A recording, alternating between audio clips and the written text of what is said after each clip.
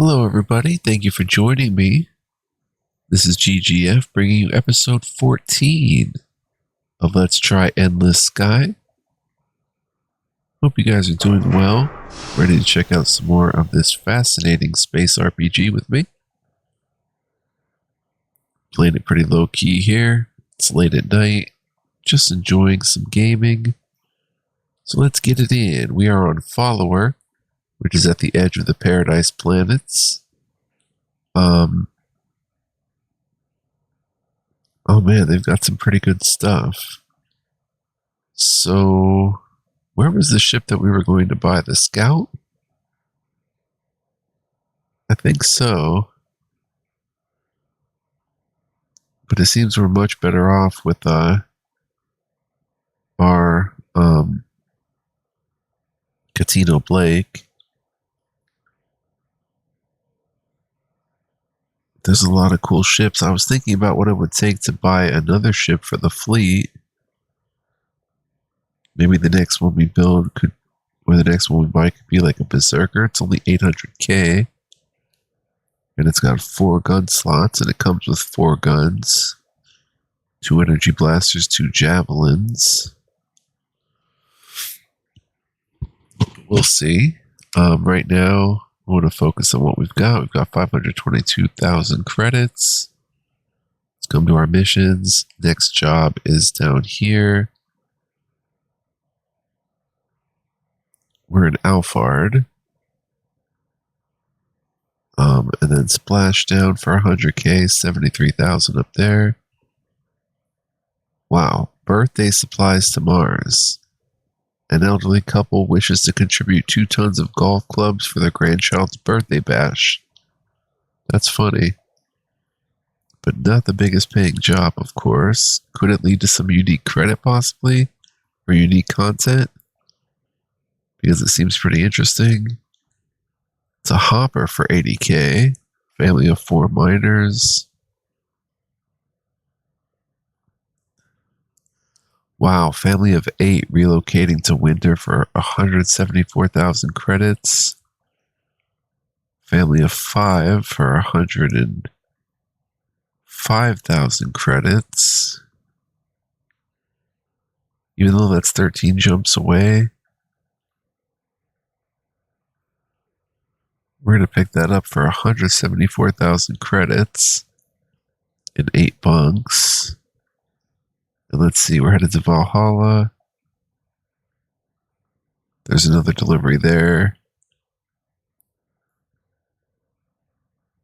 for 25k in 6 days. Shipment to Luna.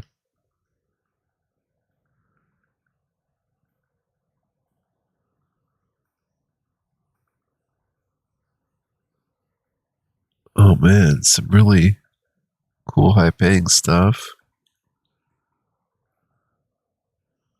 I don't want to take any new birthday supplies to Mars by Saturday the 17th.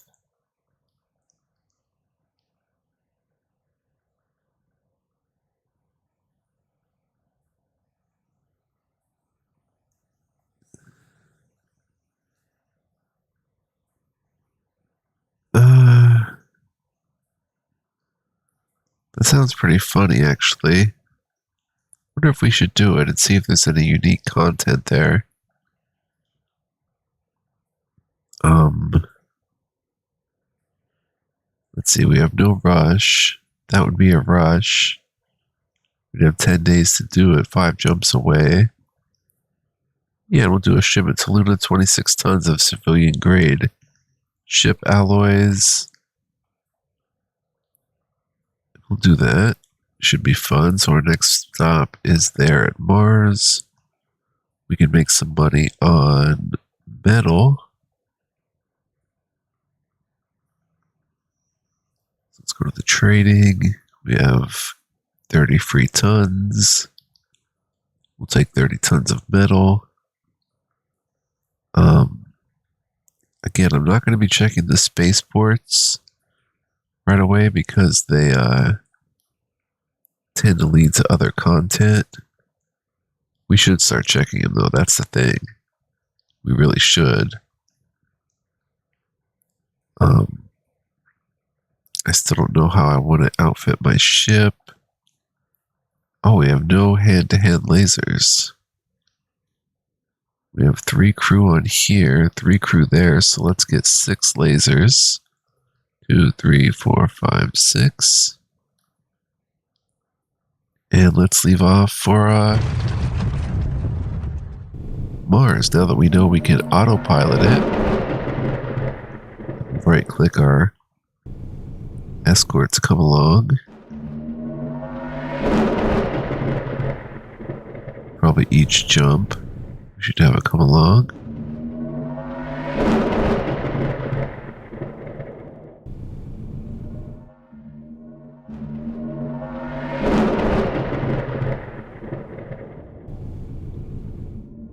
It's Monday the 12th, Monday the 13th, and we have to go to Mars. There's Earth.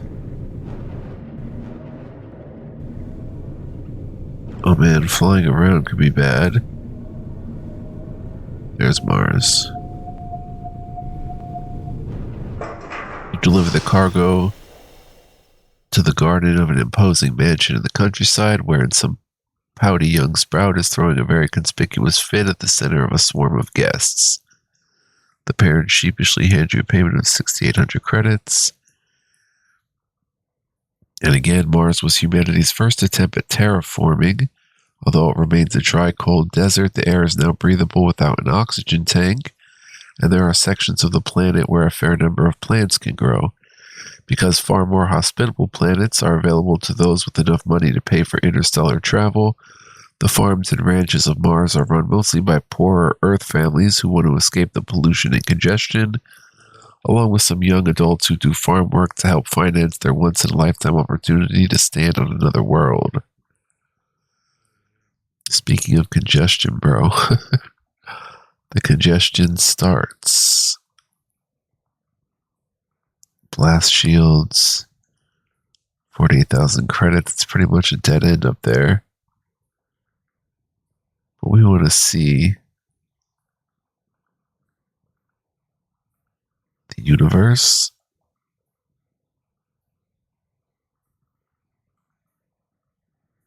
Not that badly, though.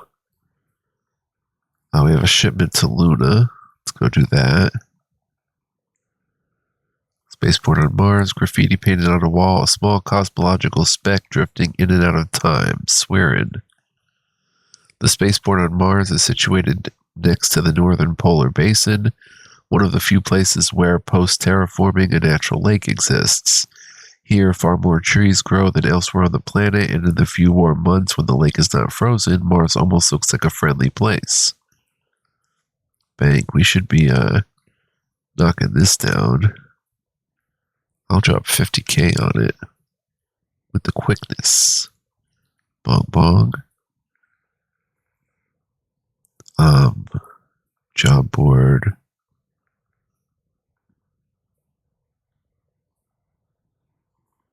Well, is there actually a trading?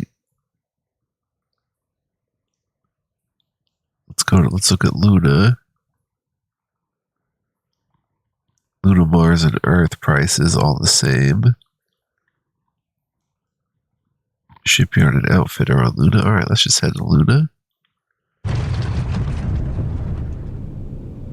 Just up here. Not going to get any pirates here, probably. Drop off your cargo of civilian grade ship alloys and collect your payment of 24,960. In the early days of space travel, back when engines were still so inefficient that escaping from a planet's gravity was costly and difficult, an enormous shipyard was built on the moon where asteroids harvested from the asteroid belt were mined for raw materials for ships. The facility is still in operation, though it's now overshadowed by the far more advanced shipbuilding centers like Geminis and the Castor system. Trading, let's see, job board. Wow, that's way up there. Probably in the limits of known space.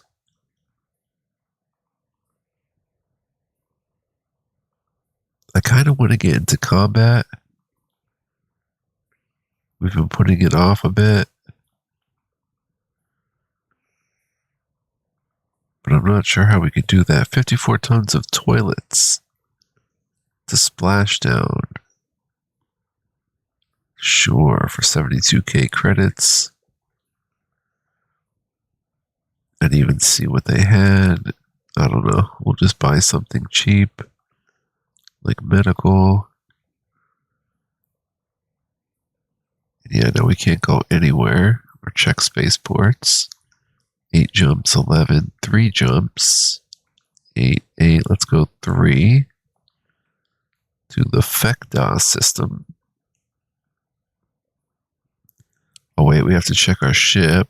It's got 600 fuel, okay. Very good.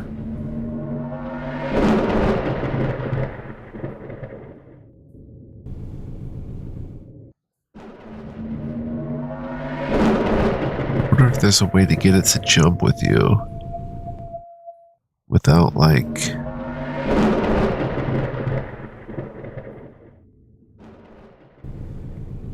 leaving it behind a bit. Disinfectants for 23,000. New Sahara is mostly desert and savanna with very little precipitation. A century ago, some entrepreneurs settled here and built a factory complex that is entirely powered by wind and solar energy.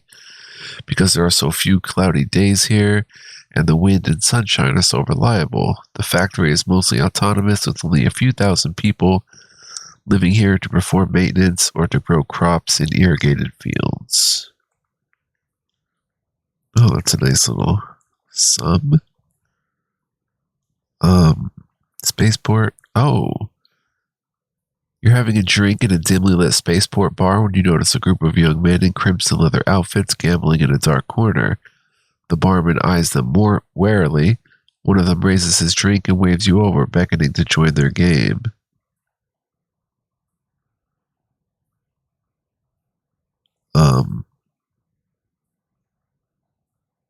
Ignore them and leave quickly. I know, I should probably do the different missions, but it seemed like bad news. The spaceport consists of a few large concrete slabs, each big enough for a dozen small ships or a pair of bulk freighters to land on. Farther away are fields of solar panels and the factories that they power. The spaceport buildings themselves, however, are underground where less energy is needed to keep the air cool. Light pipes bring sunlight down from the surface to illuminate the subterranean storage caverns and living quarters while keeping the searing heat of the sunlight out. And we'll take some industrial. It's very low. And our next jump, let's see where... Yep, is on Fecta. Very good. Our next stop is going to be...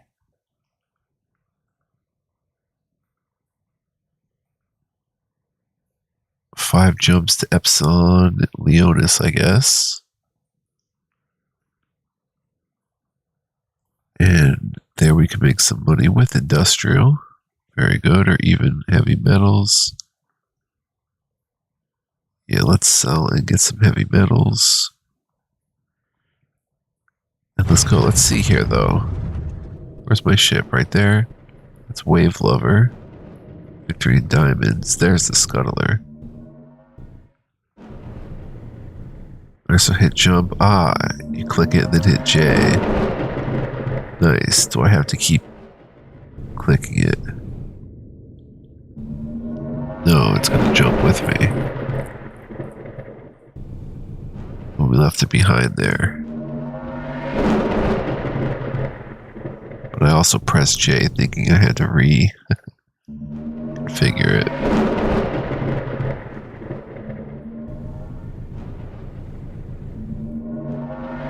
Alright, Valhalla.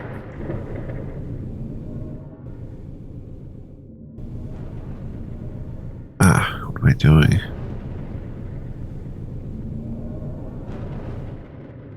There we are. Family you've been transporting departs, 73k credits. Valhalla was the first world to be settled in this region of space, which is known as the Deep. It is rich in natural resources, but all its vast farms and fisheries are insufficient to feed its population of over 5 billion. The shipyards of Lionheart Industries are located here. Centuries ago, warships built here turned the tide of the Alpha War, and today the ships designed and built in the Deep continue to be some of the most technologically advanced ships in human space and the most expensive. And you can see why the Bactrian, the Lionheart Bactrian, this stuff is mostly the same. The Flivver,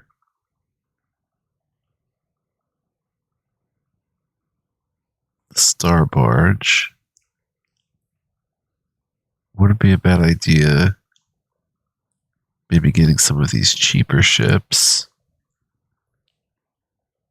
The Airy, that must be Lionheart. Yep, the Lionheart Airy.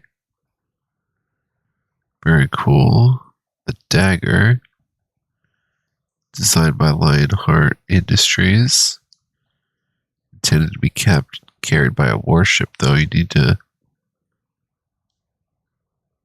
carry it, I think. But if we were to pick up like a Sparrow or Berserker,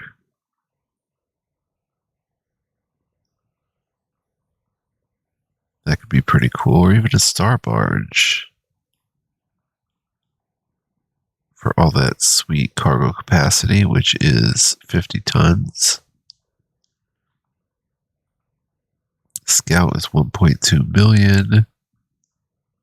Flivver is just 481,000. It does have 2 gun ports that you have to fill yourself with no weapon capacity. That's weird. 0 out of 16. We'd have to get rid of some of the other stuff. But anyway, the Mule. Interesting ship. Let's go to the Outfitter. Mining laser turret. That's pretty cool. You don't see many of those around.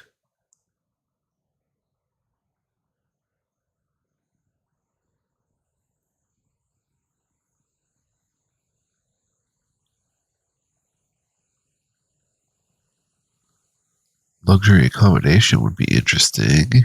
We have a Greyhound installed, by the way. I didn't realize that. We could downgrade that quite a bit. And get even more outfit and engine space. Security station, especially designed barricade, which can be installed in the hallways of your ship, has a powerful defense against anyone who boards you in an attempt to take over your ship. Huh. Pretty neat. First time seeing those. Why don't we get a reverse thruster maybe? Whoa, they take up a little more and are a little more expensive than I'd like, at least that one. The Atomic brand. Oh, I didn't see these up here.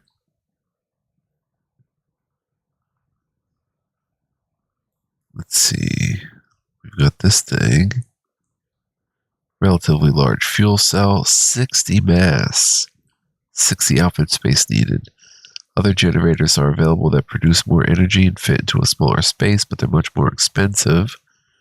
As a result, large civilian ships that will not be frequently in combat often come equipped with these fuel cells.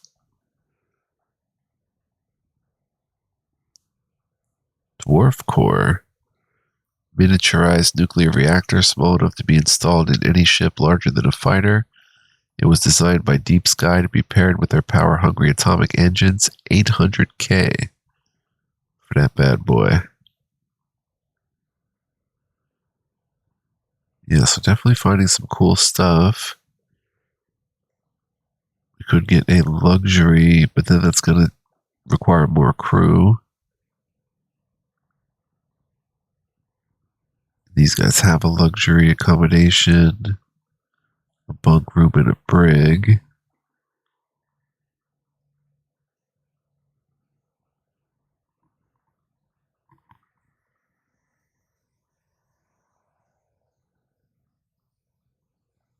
I just don't know what to do to any of these things.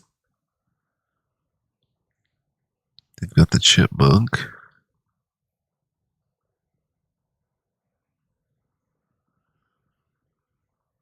Asteroid scanner 61K.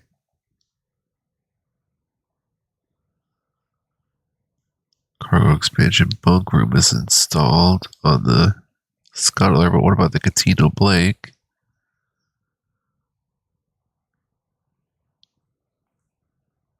$250K for another luxury accommodation.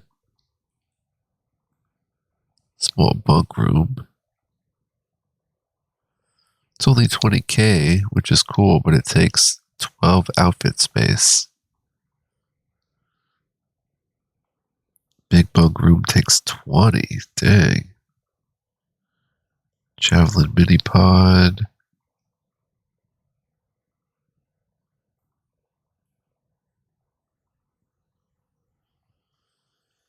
Meteor missile pod.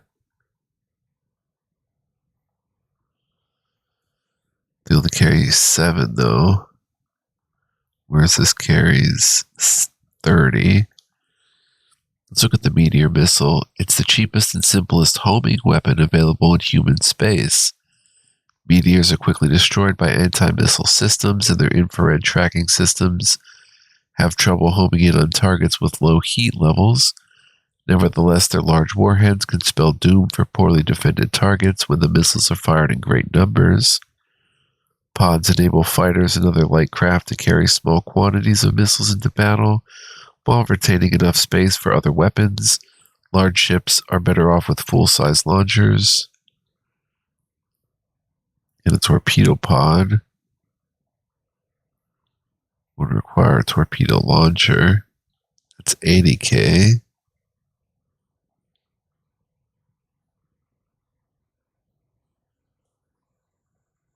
Wow, bunch of cool stuff. So, am I going to change anything again? We do have some weapon capacity. We have 2 beam lasers. In the early part of the space era, the settlements in the region of space known as the Deep developed in relative isolation from the rest of human space.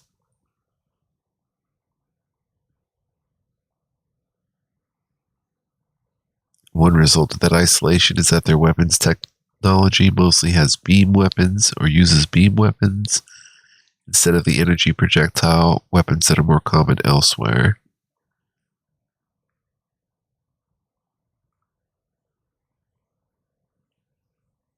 What if we were to get a heavy laser? A heavy laser is an upgraded beam laser with a significantly longer range and higher power. It is mostly intended for larger ships where energy and space are plentiful, but some pilots consider a single heavy laser to be a worthwhile alternative to a pair of beam lasers because the longer range makes up for the fact that it does not quite deal twice as much damage. This is true, but it does seem like a better move. Look at that hull damage per second with 2 of them, though, compared to 1. Oh, pretty nice, actually, just about double. Energy per second. Yeah, it's worth about double that, too, and the firing heat as well. Shots per second. Yeah, I think we'll do that. I think we'll sell a beam laser. We'll get 25K for it. And we'll throw up a heavy laser. Bong bong.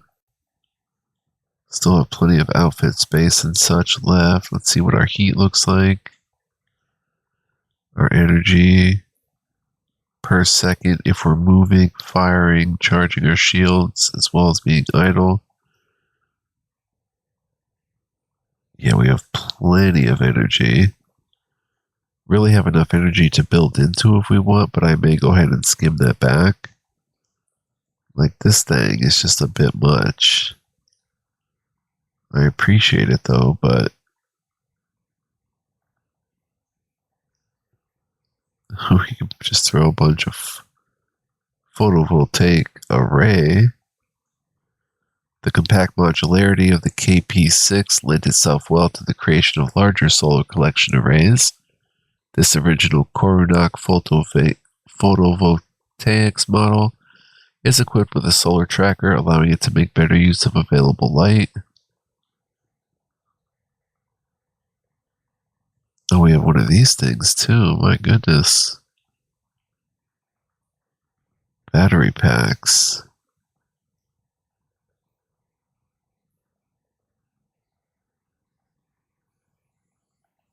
So this generates about 246, 342 heat. What's generating all of our energy? Energy storage capacity, maximum safe level for heat gen. Energy capacity allows a ship to temporarily draw more energy than it produces. The heat max is the highest your heat gen can be without eventually causing your ship to overheat. Supercapacitor for 750 energy. With a powerful enough generator, many ships do not need batteries at all. The one exception is projectile weapons, which usually require a burst of energy far exceeding what the generator produces. Supercapacitors provide just enough energy storage for those weapons without requiring you to install a bulky battery pack. I don't think I quite understand this. What does idle mean? Oh, so per second, or just when we're idle, we can generate 246 energy, which then gets saved into the storage capacity for 8800 for use when we want it. But if I were to say just rely on this idle, like take away all the batteries, we'd be able to move, fire, and use our shields for like 4 or 5 seconds, and then everything would kick out. If I understand that correctly. Energy capacity. And it's that fuel cell. That fuel cell is what's producing that energy.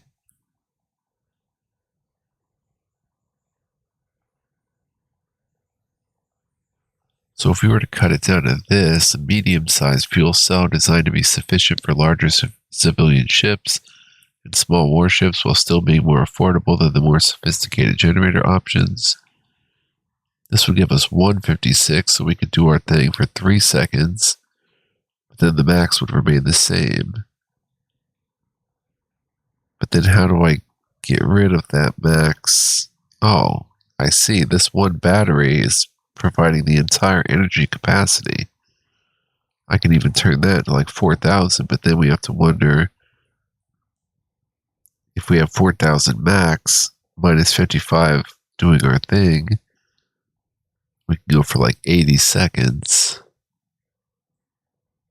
I see how it works. That's pretty clever. I don't think we need that big of a battery pack. Battery pack has more than twice the energy capacity of the most basic model, allowing your ship to engage in combat for longer periods of time before running out of energy. Some pilots have even been known to install these in lieu of any generator at all, trusting that they can reach their destination planet and recharge before running out of battery power, but that's a risky proposition. Indeed. But I mean, we could cut our energy gen down. The generation part is the part that's hard, though. That's the expensive part. Even if we cut it by 100 seconds, or 100 generation, and then maybe invest in a crazier... Oh, but see, you're not really gaining there.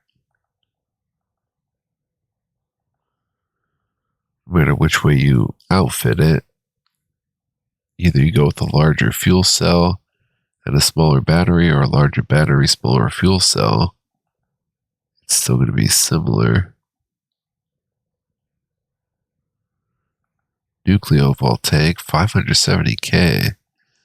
They're a relatively recent generator tech that harvests energy from the decay of a radioisotope source and converts it directly into electricity. They are the most powerful generator that relies on nuclear decay instead of an active nuclear chain reaction.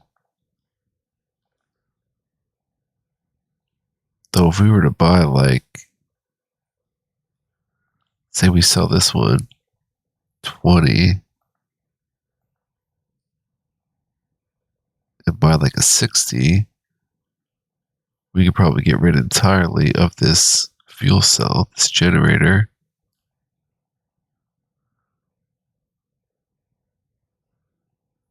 That's one way to do it. What is solar collection exactly? Depending on how far the ship is from the star at the center of the system. 16 outfit space needed.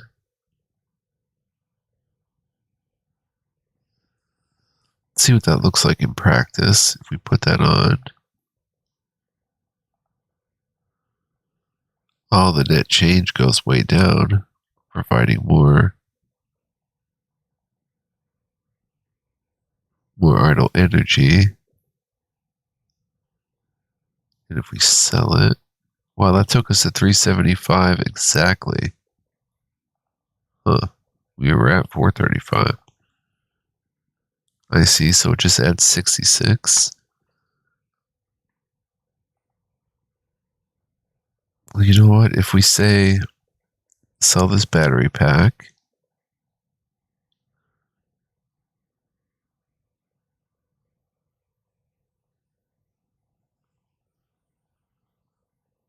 let me see if I figure this out properly.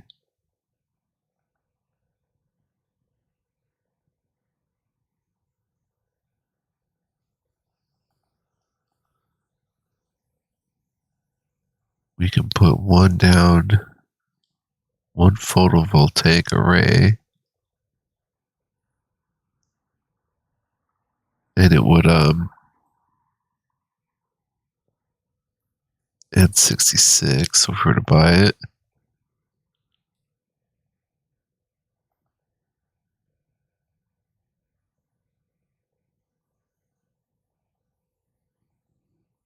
Heck, buy 3 of them, giving us about 200 generation for only 48. Yeah, but we're getting into pricey territory. You cannot install this outfit because it takes up 16 tons of outfit space. Oh, well, we're going to get rid of this, though, which takes up 60. If we were to go that route, I'm not going to. I'm just playing around, guys, to see what's what, but it seems legit. Different ways we can outfit our ship. Since we're going to try to get into combat, let's get into a better shield generator. 45 outfit space from 22. Let's go to this one. This is a more powerful shield gen designed for ships that are likely to see frequent combat or that have such a large shield capacity that recharging them would take a long time with a smaller generator. Buy that. Well, they take 30 outfit space. We'll sell this one. Pick up 30K. So we only paid 35K for it. Oh, but the change. That's okay. Maybe to generate a little more. Wait, cooling ducts. We don't need cooling just yet.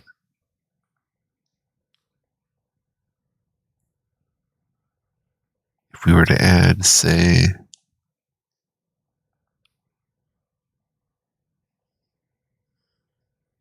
6, 12, 18. Oh yeah, 3 of those. Takes the net change back down to minus 50. So that's pretty good. Still have good numbers left.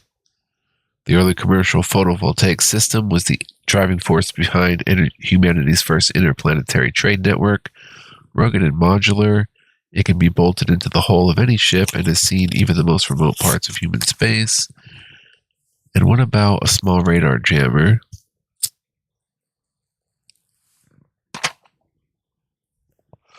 Might as well, right? Only 4 outfit space needed. This radar jammer is designed to interfere with sidewinders and any other missiles that rely on radar for tracking their targets. Jamming will occasionally cause missiles to lose their target locks. Buy that. It takes 4 outfit space only.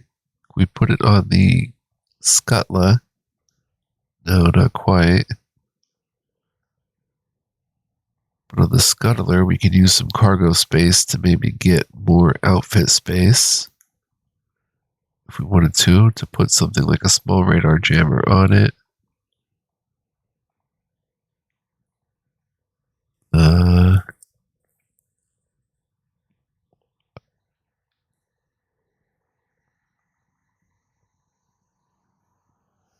Outfit expansion for 50K. For 20 cargo space. What is in our cargo right now? 54 tons of mission. Oh, we made a bunch of money on the heavy metals, it looks like.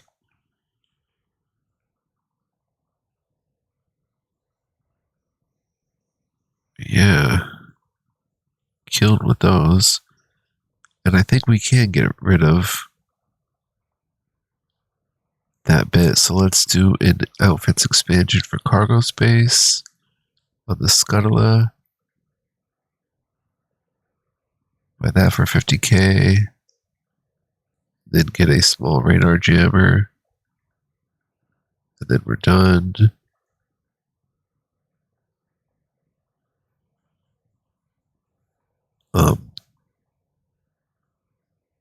Let's drop some on our loan. 23K. Spaceport. Student. This is the life. I'm only in like 3 classes, so my days are totally open. I know it'll end in a few years, but I'm going to enjoy it while I can.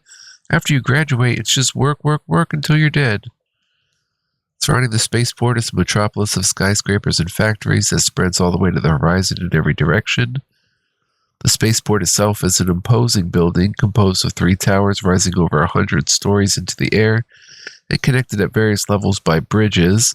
The docking bays are on the higher levels with warehouse space lower down and loading platforms for trucks at ground level.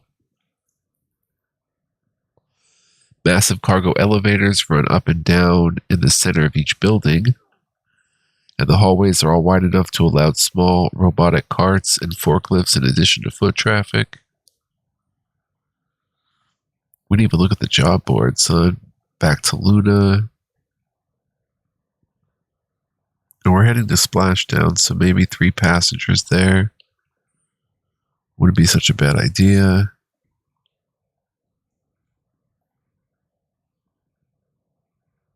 And what about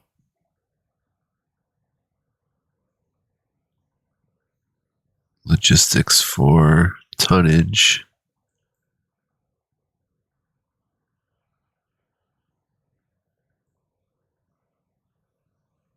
I don't even know where we're heading next. Up there, down there, up there. Wow.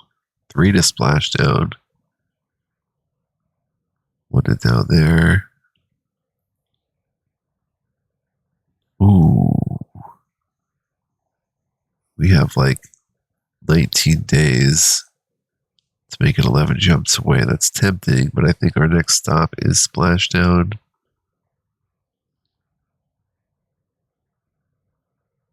The Mebsuda system, 23 tons of epoxy resin. It's a frontier system. They have a high rate of piracy, so prepare to defend yourself. New Argentina. I'm just going to go up to Splashdown and take, oh, not much. Take some equipment. 36 tons of equipment. And we're headed for Splashdown. Oh, we need to land somewhere first. Vinci, Calda and Vale, Follower. We'll go to follower first. Let's go.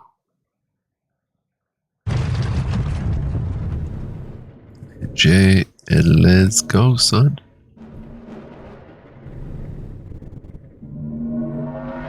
Autopilot engaged. Now if I don't hit J again. Yep, we're synchronized.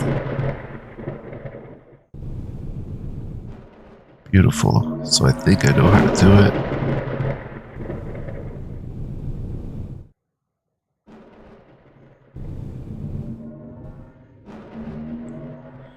Click there to have the scuttler land there.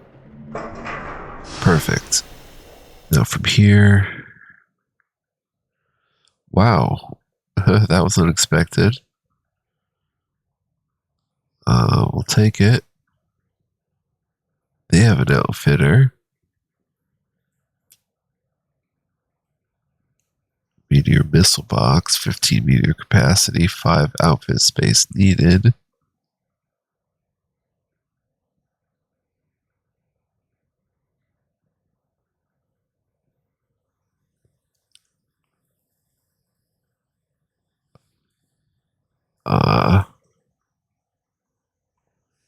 We can store 15 and 30 javelins. I think we'll do that. We're going to lose 30 javelins, so no, we can sell. So let me make another tweak. Let's sell. They're not sold here, so we better make sure we want to do this. Javelin mini pod takes up 3 outfit space. Meteor missile launcher. Oh, it takes 14. Never mind. Or a pod for 3, but it only has 7 meteor capacity. But then we can add that for 5 more space. Interesting, son. We have a heavy laser. Let's just go to splashdown. I'm scared to look at the timer, how long we've been playing. Oh my gosh, 42 minutes. So we got to wrap it up here. Time just flies these days, man. So I hope you enjoyed. If you did, please like, comment, subscribe. I'd greatly appreciate it. And thank you guys for watching. Also, new on my channel, if you want to help support the channel monetarily, you can become a member here on YouTube or on Patreon. I have different membership options for both, so feel free to check those out. And do come back next time, guys. We still are just getting started here. I'm just basically doing basic missions and, you know, figuring it out as we go.